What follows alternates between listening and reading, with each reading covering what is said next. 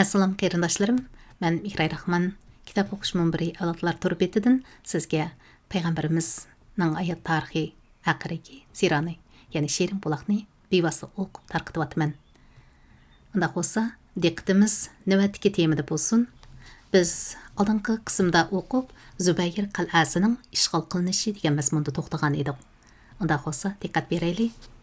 Zubayr qal'asining ishg'ol qilinishi Naim va Sayib qo'rg'onlari ishg'ol qilingandan keyin Natat rayoni qo'rg'onlaridagi yahudlarning hammasi Zubayr qal'asiga bekinib oldi. Bu qal'a tog' cho'qqisiga joylashgan nihoyatda mustahkam qal'a bo'lib, qal'a atrofi musulmonlarga nisbatan hujum qilishga beab, dushmanga nisbatan mudofaalanishga aplik edi. Mayli otliq, mayli fidoyilik, hech kim uningga yaqin bora olmaydi. Rasululloh buni qal'ani 3 kun muosiraga oldi. 3 kundan keyin bir Yahudi al bo'lib kelib, "Ey Muhammad, sen ularni bir oy muosiraga elib yotsangmi, parvo qilishmaydi. Chunki ular yer osti suyi va buloqlari bor. Ular kechasi chiqib suv akirib olib, qal'ada bekinib yetaverdi. Agar ularning suv manbasini uzib tashlay olsang, onda ular qal'adan chiqadi" dedi. Shun bilan payg'ambar sallallohu alayhi vasallam ularning ichimlik suyini uzib tashlagan edi. Yahudlar qal'adan tushib, qattiq tarsoliq bilan qarshilik ko'rsatdi. Musulmonlar tarafdan bir qancha kishi qazo qildi. 10 ga yaqin Yahudi o'ldirildi. Qal'a oxir fath qilindi. Ubay qal'asining ishg'ol qilinishi. Zubayr qal'asi ishg'ol qilingandan keyin Yahudlar Ubay qal'asiga yo'tkilib, bu yerda mudofaada turdi. Musulmonlar ularni qattiq muosiraga elib, qal'adan tushishga qistagan edi. Bulardan 2 sarboz orqa-orqadan maydonga tushib, yakma-yak elishni talab qildi. Musulmonlar azmatlar maydonga tushib, ularni qatl qildi. Yahudlardan 2-chi qatim maydonga tushgan dushmanning adabini bergan kishi musulmonlarning dangdar palvini, qizil sallik Botir Azimat Abu Dujana, ya'ni Simak ibn Harsha Natul Ansari raziyallohu anhu edi. U Markus mubarizchini bir taraf qilib bo'libla yo'lbostak etilib qal'aga besib kirdi. Uningga agishib boshqa musulmonlarmi besib kirdi. Birar soatda kaskin jangdan keyin Yahudlar bu qal'ani tashlab bir-birlab chekinib chiqib, mushu rayonning eng tuvindagi qal'a Tazar qo'rg'oniga yo'tkilib mudofaada bo'ldi. Nazar qo'zg'alishining qo'rg'onining ishg'ol qilinishi. Nazar qo'rg'oni mushu tavallikdagi qo'rg'onlar ichida hammadan mustahkam, hammadan puxta qo'rg'on edi. Shunga Yahudlar musulmonlarni bu qal'aga har qancha qilsa-mu kirolmaydi deb qarqanlikdan asosliqi cho'ng qal'alari qo'ldan ketgan bo'lsa-mu, ayollar va bolalarni mushu qal'aga yig'ib mudofaa turdi. Musulmonlar qal'ani qattiq muosiraga oldi va har tarafdan besimni kuchaytdi. Lekin qo'rg'onning tog' ustiga joylashishdek aloyitligi musulmonlarni bostirib kirishdan to'sib qo'ydi. Yahudlarmi qatma-qat muosirni bosib chiqishga petinolmadi. Musulmonlarni o'q tutib, tosh etib qarshilik ko'rsatib turdi. Demak, nazar qo'rg'onni elish qiyinga to'xtalgan edi. Payg'ambar sallallohu alayhi vasallam musulmonlarni manchanoq va daboba qatorliq ig'ir qurollarni ishga selishga buyurdi. Aytilishicha, musulmonlar bu aslihalar bilan dushman istiqomlarini to'pqa tutib, mazkur qo'rg'onning tom to'rislaridan cho'ng kichik sho'ri so'ngishlarni ochgan va shu yerdan bostirib kirib, qo'rg'on ichida kaskin jang qilgan. Oxir dushman fojialik mag'lub bo'lib taslim bo'lgan. Chunki ular oldingi urushlarda sepillardan xotin bolalarni agashtirib, asta-asta chekinib qechib olgan bo'lsa, bu qatim urushda qal'adan undaq oson chiqolmagan. Qashqonlarmi xotin bolalarni musulmonlarga tashlab berib, jinni ilib qochgan. Mudofaalaning sharoiti hammadan mustahkam bo'lgan bu qo'rg'onning ishg'ol qilinishi bilan Xaybar shahrining birinchi cho'ng bo'ligi butunlay musulmonlarning qo'liga o'tdi. Bu cho'ng bo'lak Natat va Shayiq rayonni o'z ichiga oladi. Bu bo'lakda yana yuqorqi qo'rg'onlardan boshqa cho'ng kichik har qancha qo'rg'on istiqomlarmi bor edi. Biroq Yahudlar eng mustahkam va eng bexatar bu qo'rg'onlarni qo'ldan berib, boshqa qo'rg'onlarni o'zligidan bo'shatib berdi. Xaybar shahri 2-bo'lak rayoniga qochib berib oldi. Xaybar shahri 2-bo'lak rayonining elinishi, Xaybarning 1-bo'lak, ya'ni Natat va Shayq rayoni ishg'ol qilinib bo'lgandan keyin Payg'ambar sallallohu alayhi va sallam qo'shinni Xaybarning 2-bo'lak rayoni, ya'ni Katiba harbiy rayon qo'zg'ini va Fatiha rayoni, andin Salolim qurg'inni tarafga o'tkazdi. Bu yerga Natat va Shayq rayonlarda dekkisini yegan qochqin yahudlarning hammasi yig'ilib mustahkam bir mudofaa chemberiga hosil qilgan edi. Tarixchilarning mazkur 3 qo'rg'onning qaysida urush bo'lganligi to'g'risidagi qarshi o'xshash emas. Ibn Issoq rahimahullohning rivoyatidan qaraganda, Hamus qal'asini elish jarayonida urush bo'lganligi aniq. Rivoyatning mazmunidan qaraganda, bu qo'rg'onning faqat lashkariy kuch, ya'ni urush bilanla ishg'ol qilinganligi, siyosiy suhbat va besim ishlatish qatorliq vositalarning kor qilmaganligi ma'lum bo'ladi. Ammo Imom Vaqidi rahimahulloh Xaybar 2-bo'lak rayonidagi 3 qal'aning hammasi faqat suhbat orqali siyosiy yo'l bilan elingan deb aniq ko'rsatdi. Ehtimol Qamus qal'asi atrofida qisqagina urush va tirkishlar bo'lgandan keyin ondan kengash va siyosiy suhbat boshlangan bo'lishi mumkin. Ammo keyingi 2 qo'rg'on urushmay va qon to'kilmayla bir taraf qilingan bo'lishi mumkin. Xo'sh, qandaqli bo'lmasin, Payg'ambar sallallohu alayhi va sallam qo'shinni bu taraf, ya'ni Katibaga yo'tkab kelgandan keyin bu yerni qattiq muhosaraga oldi. Muhosara 14 kunga cho'zildi.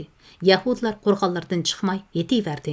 Oxir Payg'ambar sallallohu alayhi va sallam manchanoq tiklab tosh bo'ron qilmoqchi bo'lib edi. Ular o'zlarining butunlay halok bo'lib ketishiga jazm qilib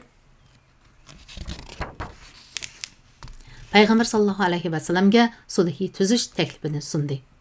Yahudlarning oq bayroq chiqarganligi ish mushu yerga yetganda Ibni Abul Huqayq Payg'ambar sallallohu alayhi va sallamga elchi avatib suhbatlashib ko'rish o'yining borligini aytdi. Payg'ambar sallallohu alayhi va sallam buni ma'qul ko'rib, uning bilan uchrashdi. Uning bilan qo'rg'on ichidagi cho'ng, kichik barliq yahudlarning hayotining bexatarligiga kapolatlik qilish badaliga ular o'zlarining ustiga kiygan kiyimidan boshqa mol-mulk, yer-zamin, oltin, kumush, qo'y, kala qatorliq barliq narsalarni, hatto zibbu sunnat halqalarigacha musulmonlarga qoldirib, bolachaqa, xotin qizlarni elib Xaybardan chiqib ketishga kelishdi. Kelishimga imzo qo'yish oldida Payg'ambar sallallohu alayhi va sallam Ibni Abul Huqayqqa: "Agar mendan har qanday bir narsani yoshirsanglar, sizlardan Allohning va Rasulullohning sizlarga bergan ahdisi uziladi", deb ogohlantirdi. Ular shartlarning hammasiga ko'nib kelishimga imzo qo'ydi. Bu kelishimning imzolanishi bilan Xaybar qo'rg'onlarining egilik huquqi musulmonlarning qo'liga o'tdi. Demak, Xaybarni ishg'ol qilish g'alabalik tamomlandi. Abul Huqayqning kelishimga xiloflik qilgan 2 o'g'lining o'limga buyurilganligi. Kelishimnomada kelishimga samimiy sodiq bo'lish yuqorqidek qattiq ta'kidlangan bo'lsa-mu, Abul Huqayqning 2 o'g'li nurg'un mol-mulkni yushirib oldi. Uning ichida Uyay ibn Axtabning Bani Nazir yahudlari Madinadan surgun qilinganda Xaybarga yo'tkab kelgan ativorliq zibu zinnat oltin kumushlari bor edi. Ibn Issoq rahimahulloh mundaq deydi: Payg'ambar sallallohu alayhi va sallam kana taturabbiini chaqirib, Bani Nazirning xazna mollari shuning qulida edi deydi. Uningdan ashu xazinning nada ekanligini so'ragan edi. U xazinning o'rnini bilmayman deb ching turib oldi. Yahudlardan bir odam men Kanonning har kuni atigan mushu xarobliqni cho'rgilab yurganligini ko'rgan edim deb guvohlik berdi.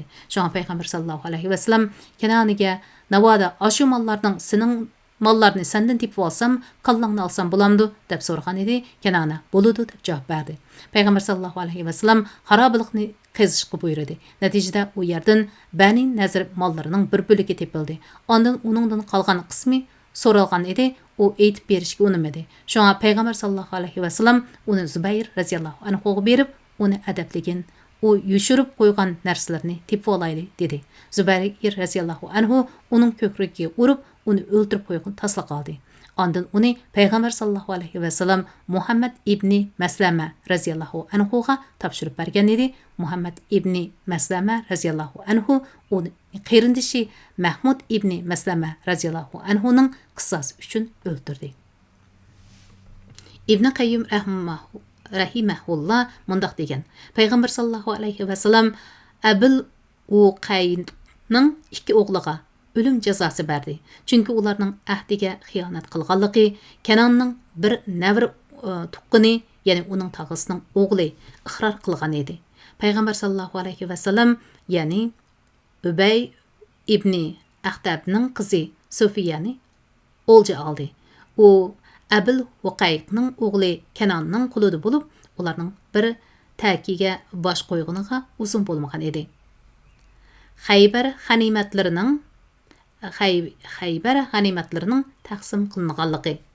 Muhammad sallallohu alayhi vasallam Xaybar yahudlaridan bu yerdan surgun qilib etib, on Xaybar zimini va o'lchilarni biroqla taqsim qilish irodasi kelgan edi. Biroq yahudlar bizni mushu ziminda qoldirsang, biz uni terib tikib gullandirsak, dehqonchilik ishlarini biz obdan bilamiz deb yalvorib turib oldi. Amaliyotda payg'ambar sallallohu alayhi vasallamning va sahoba kiramlarning bu yerlarni terib tikib boshqurib berdigan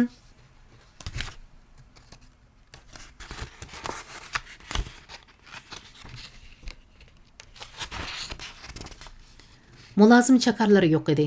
Ularning o'zlari bu ishlarga ishlanmaydi. Shunga payg'ambar sallallohu alayhi vasallam ularga Xaybar ziminidan chiqqan g'alla paraqning yerimini berishga, qolgan yerimini musulmonlarga topshirishga kelishdi. Ular payg'ambar sallallohu alayhi vasallamning xohlagan muddatgacha turishiga ma'qul bo'ldi. Abdullah ibn Ravofa radhiyallohu anhu ularga Xaybar ziminlarini taxminiy baholab bekitib berishga mas'ul bo'ldi. Xaybar zimini 36 bo'lakka bo'lindi. Har bir bo'lak 100 ulush osulluq etisiga ayrildi. Natijada Xaybar jami 3600 ulushlik osul etizi qilib bekitildi. Madina tarafga 1800 ulush osul qoldi. Payg'ambar sallallohu alayhi vasallam avam musulmonlar qatorida bir kishilik nasib oldi. Chunki Xaybar g'animatlari 1800 ulush qilib taqsim qilingan edi. Bundaq bo'lishi bu g'animatlar Alloh taolaning Hudaybiya urushiga qatnashgan mujohid musulmonlarga iltifot qilgan hadisi bo'lib, ulardan bu qitimqi jangga qatnashgan yoki qatnashmaganlari bo'lsin, hammasiga nasibi tegish kerak edi. Hudaybiya mujohidlari 1400 kishi bo'lib, 200 otliq mujohid bor edi. Shunga har bir otga 2 ulush, egasiga 1 ulush bo'lib, har bir otliq jami 3 ulush nasib oldi. Qolganlar 1 ulushdanla nasibasiga ega bo'ldi. Xaybar g'animatlarining mo'lliqini shundan bilib olg'ili bo'ludiki, Imom Buxoriy rahimahullah Ibn Umar radhiyallohu anhumadan naql qilgan hadisda biz Xaybarni olgandan keyin ondan osh tamoqqa to'ygan edik deyilgan. Ya'ni Oysha radhiyallohu anha Xaybar qo'lga kelib edi, endi xurmoqqa to'ydigan bo'ldik degan. Nimada bo'lmasin, payg'ambar sallallohu alayhi vasallam Xaybardan qaytib kelgandan keyin muhojirlar ansarga ularga o'tinib bergan xurmoq va bog'varallarni ansarg'alarga qaytirib berdi. Chunki endi muhojirlar yer zaminliq bo'lib qolgan edi. Xayfar ibn Abu Talib radhiyallohu anhu Ash'ariyalarning qaytib kelganligi. Bu urushning g'animatlarini taqsim qilish harfisida payg'ambar sallallohu alayhi vasallam tog'asi Abu Talibning o'g'li Jayfar radhiyallohu anhu va uning hamrohlari Habashistondan qaytib keldi. Uning bilan birga Abu Musa radhiyallohu anhu va uning boshqa Ash'ariya hamrohlarimi bor edi. Abu Musa radhiyallohu anhu mundaq deydi: Biz Rasululloh sallallohu alayhi vasallamning payg'ambar bo'lib chiqqanligini anglagan edik. U chaqda biz Yaman'da edik. Shuning bilan biz men va ikki qarindishim birlikda jamoatimizdan 50 necha kishi bilan bu tarafga keldik. Biz bir kemaga o'tirgan edik. Bu kema bizni Habashiston, Najoshining tavalliklariga olib qo'ydi. Bu yerdə biz Cayfar və onun həmrahları bilan uçraşdıq. O bizga Rasulullah bizni mush yerdə turishqa avatdi. Şuna sizlərmi biz bilan turunglar dedi. Şunun bilan biz aşular bilan bir muddat turib qalib keyin kelgan edik. Biz Rasulullah sallallahu alayhi ve sellemning dal Xaybarni elishqa yo'lga chiqib ketgan vaqtiga ulgurib ketdik. Onun keyindan Xaybarga barsak, o Xaybarni elib bo'lgan ekan. U bizga bir ulush g'animat bo'lib berdi. Ammo bizdan boshqa Xaybar farhisiga qatnashmagan bir odamga hech narsa bermadi. Shunda qilib Jayfar radhiyallohu anhu va uning hamrohlari yetib kelib edi. Payg'ambar sallallohu alayhi va sallam uning oldiga yugurib berib, uning bilan quchoqlashib ko'rishdi va uni suyib ketdi. U mundaq dedi: "Alloh bilan qasamki, nimaga xo'shal bo'lishimni bilmay qilyapman. Xaybarning ilinig'imi yoki Jayfarning sog' salomat qaytib kelganigimi?" Ular Payg'ambar sallallohu alayhi va sallamning Amru ibn Umayya Zamari radhiyallohu anhudan muhojirlarni qaytirib kelish to'g'riliq Najoshiga yo'llagan maktubiga yetib borgandan keyin yo'lga chiqqan edi. Najoshi ularni 2 kema bilan yo'lga soldi. U yerdagi muhojirlar jami 16 kishi bo'lib, bola chaqalarimi birga kelgan edi. Ulardan boshqa muhojirlar xeli burunla birdan 2dan bo'lib Madinaga qaytib kelishgan edi. Payg'ambar sallallohu alayhi va sallamning Safiya radhiyallohu anhaga uylanganligi. Biz yuqorida Safiyaning eri Kananga kelishimga xiyonat qilganligi uchun o'lim jazosi berilib, Safiyaning asr ilinganligini tilga olgan edik. Asrlar bir yerga jam qilinib, taqsim qilinish oldida turib Dihiya ibn Xulyafutal Kalbi radhiyallohu anhu kelib, "Ey Rasulullah, menga asrlardan bir cho'ra, ya'ni ayol quli iltifot qilsang" dedi. Payg'ambar sallallohu alayhi va sallam uningga "Barg'in, o'zing qalab birini ilib ket" degan edi. U beribla Sufyanni tanlab ilib mangdi. Bu chog'da bir kishi: "Ey Rasulullah, sen Dihiyatul Kalbiga Bani Qurayza va Bani Nazir yahudlarining sardori Uyayning qizi eng yaxshi ayolni iltifot qilib etding, u degan sanga loyiq keladi" dedi. Shunga Payg'ambar sallallohu alayhi va sallam Dihiyani chaqiringlar dedi. Dihiya radhiyallohu anhu Sufyanni elib kelib edi. Payg'ambar sallallohu alayhi va sallam uni ko'rib, "Barg'in, uningdan boshqa birisini olgin" dedi. Payg'ambar sallallohu alayhi va sallam Safiyanni musulmon bo'lishga da'vat qilgan edi. U iymon etib musulmon bo'ldi. Shuning bilan Payg'ambar sallallohu alayhi va sallam uni ozod qilib, uning hurligini uningga to'yliq qilib, uni amriga oldi. Qaytishda Saddu Sahba degan yerga kelganda Ummu Sulaym radhiyallohu anha uni yasandırib Payg'ambar sallallohu alayhi va sallamga qaytib qo'ydi. Payg'ambar sallallohu alayhi va sallam shu ketisi Safiya radhiyallohu anha bilan bir takyaga baş qo'ydi. Atsa degan jamoatchilikka xurmo halvasi qildirib to'y ziyofati berdi va yo'l bo'yi 3 kechini Safiya radhiyallohu anha bilan birga o'tkazdi. Payg'ambar sallallohu alayhi va sallam Safiya radhiyallohu anhaning chiroyida tayoq zarbasidan paydo bo'lgan ko'kni ko'rib, u nima ishiq deb so'ragan edi. Safiya radhiyallohu anha: "U Rasulullah, sizlar bizga hujum qilish harfisida bir tush ko'rgan edim. Tushimda osmondagi oy o'rn qo'zg'alib kelib, men bilan bir takiga bosh qo'ygudek. Alloh bilan qasamki, men tushimda ko'rgan oyning sen bo'lib qilishingni hargiz o'ylamagan edim. Men u tushimni erim Kanoniga aytib berib edim. U Madinada bosh ko'targan ashu podshohni orzu qilib shundoq to'qidim deb meni urgan edi" dedi. Zarlangan qo'yning qashirasi. Payg'ambar sallallohu alayhi va sallam Xaybarni ishg'ol qilib, lashkariy harakatlardan xotirjam yurgan kunlardan birida Salam ibn Mushkamning ayoli Zaynab Harisning qizi bir qo'yni zahar bilan pishirib, hadiya bilan ko'tirib keldi.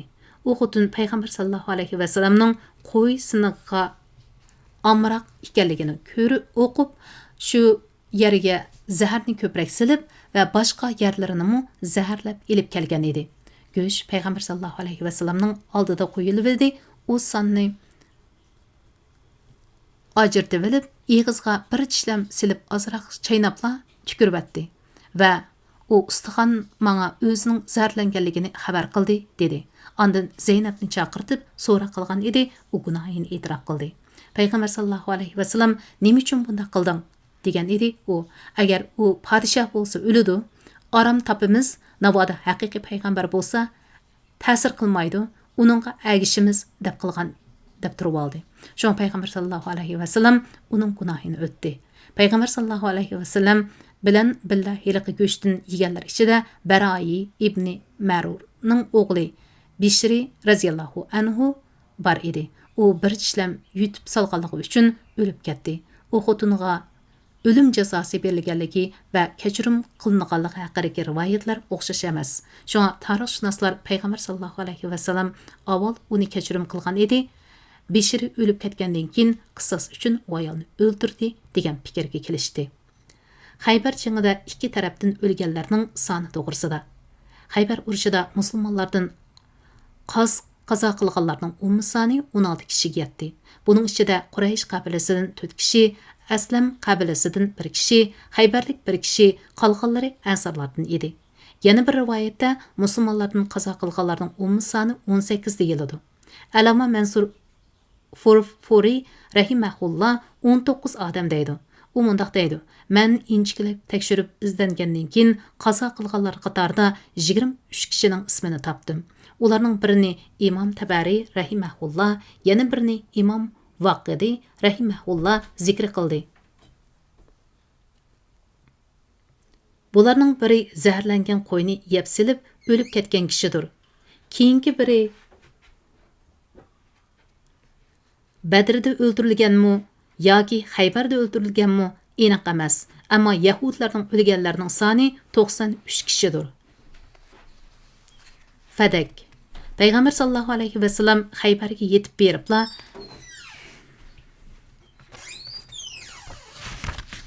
Mayisa ibn Mas'ud raziyallohu anhuni Fadak Yahudilarini islomga da'vat qilishga oldin mang'izayotgan edi. Yahudilar da'vatni qabul qilmay yoki javob qaytarmay vaqtni so'ziyotdi. Alloh taolo Xaybarni musulmonga iltifot qilibdi. Ularning dillariga qo'rqinish tushib, payg'ambar sallallohu alayhi vasallamga elchi avatib Xaybarliklarga o'xshashla Fadak g'alla paraqning yerimini topshirganligini aytdi. Payg'ambar sallallohu alayhi vasallam ularning iltimosini qabul qilib, ular bilan kelishim imzoladi. Musulmonlar Fadakni urush qilmay olgan bo'lg'achqa, uning kirimi maxsus payg'ambar sallallohu alayhi vasallamning tasarruf qilishida bo'ldi. Uni payg'ambar sallallohu alayhi vasallam o'z oilasi va musulmonlarning umumiy ishlari uchun ishlatdi. Vodil Qura. Payg'ambar sallallohu alayhi vasallam Xaybarning ishlaridan bo'shinib musulmonlarni boshlab Vodil Quraga yurib ketdi. Chunki u yerda Yahudlar bilan qisman arablarning aralashib o'ltiraqlashganligi bo'lib, ular o'zaro til biriktirib, musulmonlarga qarshi saf tuzib uyushgan edi. Dushman taraf to'liq tayyorlik bilan turg'ashqa, musulmonlar yetib kelishi bilanla musulmonlarni qor yomg'irdak o'qitdi. U etishdan payg'ambar sallallohu alayhi vasallamning chaqiri, ya'ni quli Mud'am o'lib ketdi. Kishilar xush muborak ahli jannatda bo'lg'iniga muborak deyishgan edi.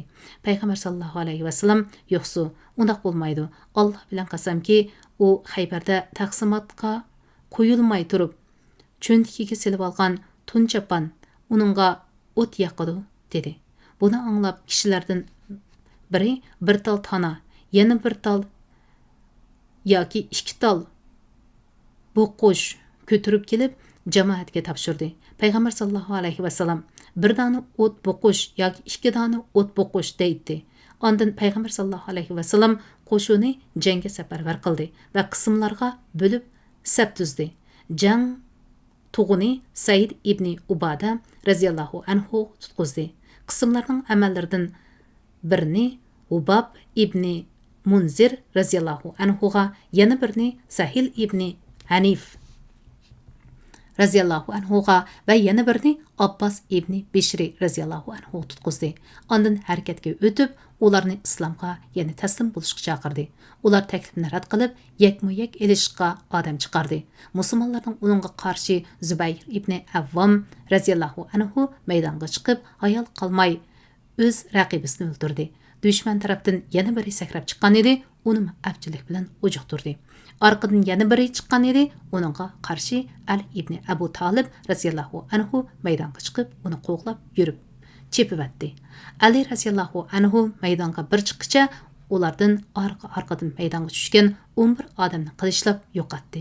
U har bir raqibini u olamga uzatganda, keyingilarini haqiqatan tan berib taslim bo'lishga chaqiratdi.